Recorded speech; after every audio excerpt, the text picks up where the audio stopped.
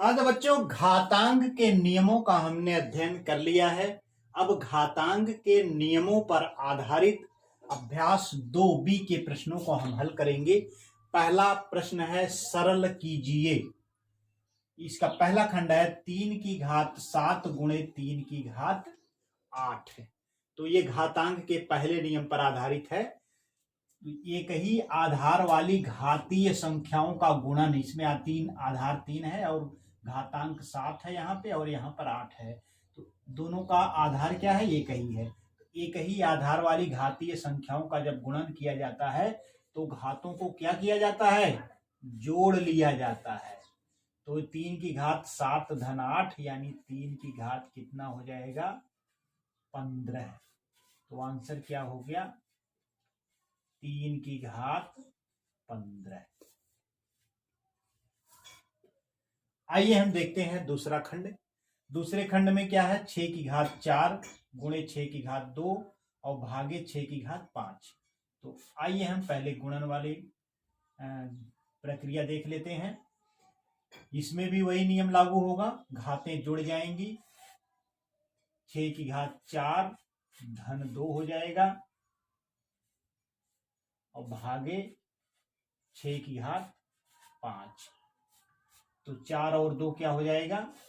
6 हो जाएगा। 6 की घात 6 भागे 6 की घात 5। अब यहां पर आप देखिए, एक ही आधार वाली घातीय संख्याओं में भाग की संक्रिया यहां पर है। तो भाग में क्या हो जाएगा? घातें क्या हो जाएंगी? घट जाएंगी।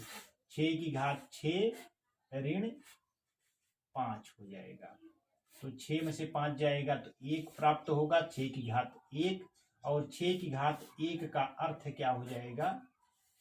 6 हो जाएगा। तो आंसर हो जाएगा हमारा कितना आ जाएगा?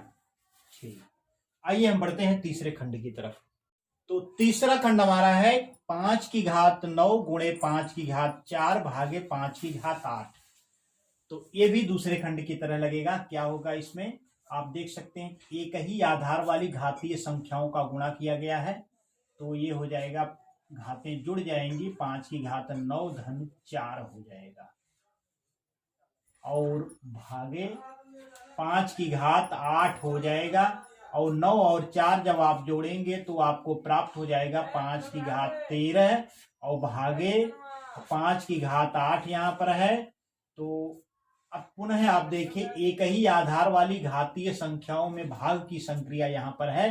तो घातें क्या हो जाएंगी? यहाँ पे घट जाएंगी, यानी 13 में से 8 घट जाएगा। ये प्राप्त हो जाएगा 5 की घात 13 ऋण 8 बराबर हो जाएगा 13 में से आप 8 घटाएंगे तो आपको 5 प्राप्त हो जाएगा, यानी 5 की घात 5 मिलेगा।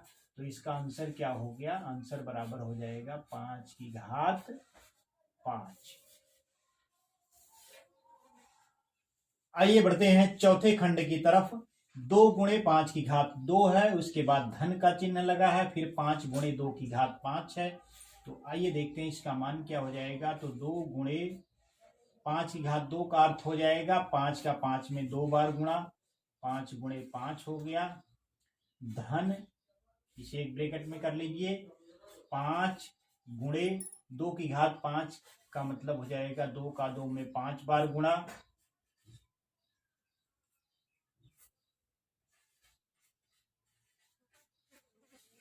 इसको एक ब्रैकेट में आप कर लीजिए। आइए इसको देख लेते हैं, इसका मान क्या हो जाएगा।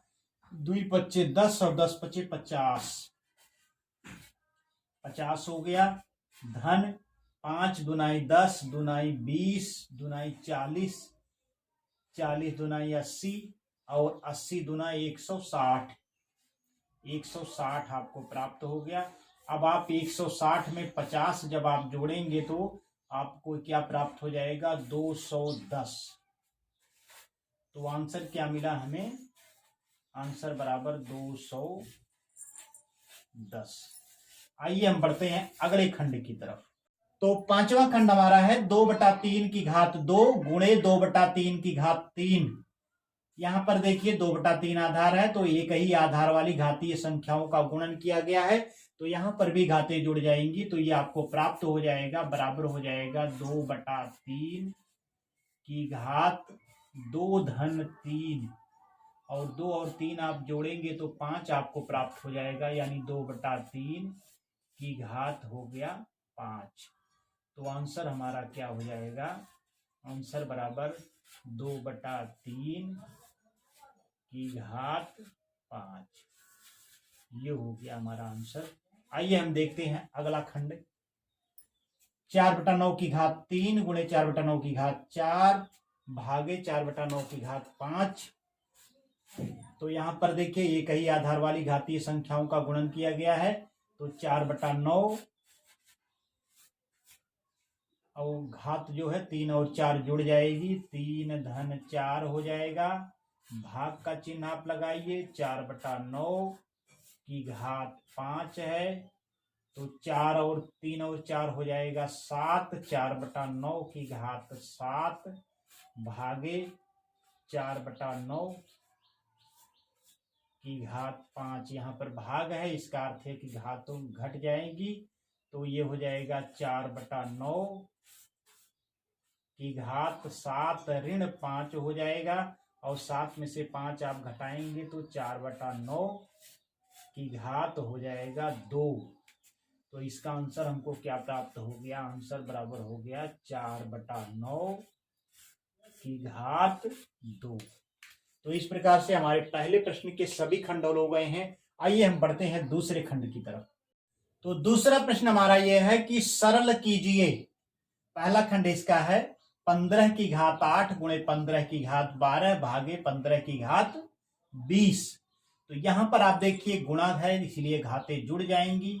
तो क्या हो जाएगा, 15 की घात 8 धन 12 भाग का चिन्ह आप लगाइए, 15 की घात 20 और 8 और 12 जोड़ेंगे तो आपको 20 प्राप्त हो जाएगा, यानी 15 की घात 20 भागे हो गया 15 की घात 20। अब यहां पर देखिए भाग हुआ है तो घातें क्या हो जाएंगी, घट जाएंगी। तो 15 की घात 20 यहाँ पर है, यहाँ पर भी 20 है, यानी 20 ऋण 20 हो जाएगा, बराबर ये हो जाएगा 20 में से 20 घटाएंगे तो आपको प्राप्त हो जाएगा 15 की घात क्या हो जाएगा, 0। 15 की घात 0 हो जाएगा। हमने आपको बताया था किसी भी संख्या की घात 0 होने पर उसका मान क्या हो जाएगा, 1 हो जाएगा। अर्थात यहाँ पर आंसर क्या हो जाएगा, आंसर बराबर 1।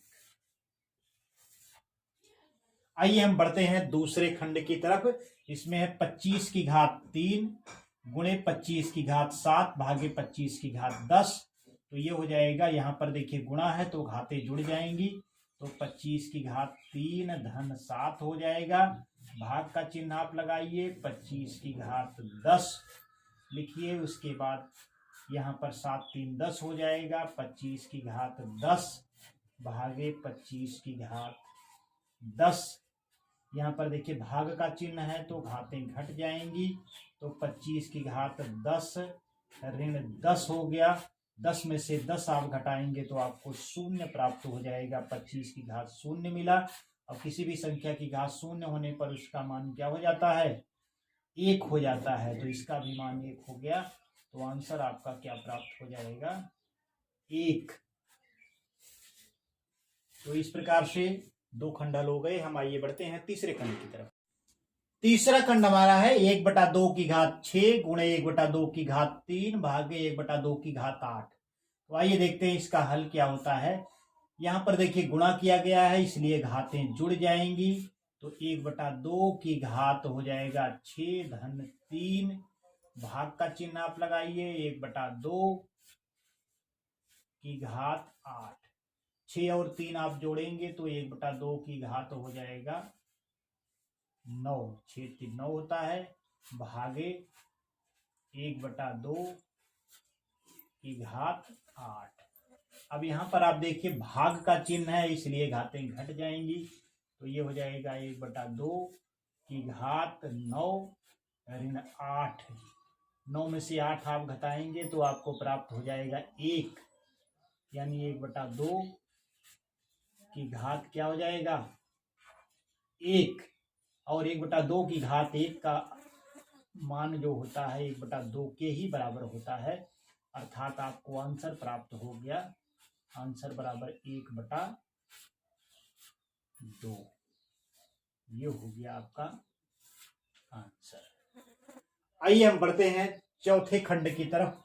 3/4 की घात 2 गुणे 3/4 की घात 6 भागे 3/4 की घात 5। यहाँ पर देखिए गुणा किया गया है, इसलिए घातें जुड़ जाएंगी।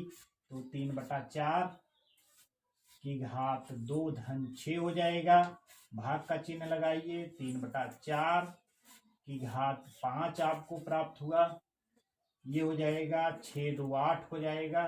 तो 3/4 की घात 8 हो गया आपका, भागे 3/4 की घात 5। यहाँ पर देखिए भाग है, इसलिए घातें घट जाएंगी।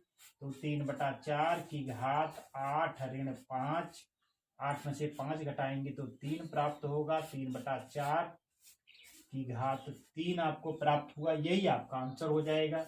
यानी आंसर क्या हो जाएगा, आंसर बराबर 3/4 की घात 3। तो इस प्रकार से दूसरे प्रश्न के चारों खंड हल हो चुके हैं। आइए हम बढ़ते हैं तीसरे प्रश्न की तरफ।